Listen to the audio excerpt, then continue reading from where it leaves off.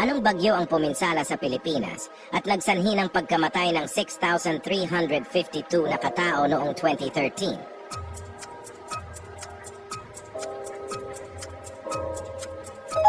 Ang sagot ay A.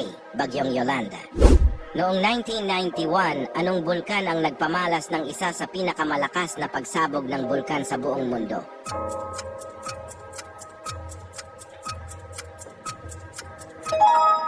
Ang sagot ay C. Bulkang Pinatubo. Alin sa sumusunod na trahedya ang naganap noong 1996 na nagsanhi ng pagkamatay ng 162 na katao?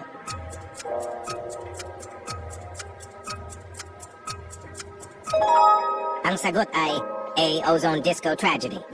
Ilang katao ang nasawi sa pagsabog ng Super Ferry 14 dahil sa naganap na terorismo noong 2004?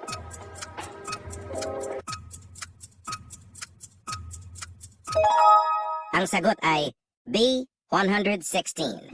Anong bagyo ang nanalanta sa Cagayan de Oro at Iligan City noong 2011 na nagresulta sa pagkamatay ng libo-libong tao?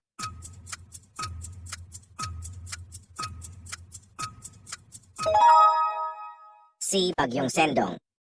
Anong trahedya sa Pinas ang di mo malimutan?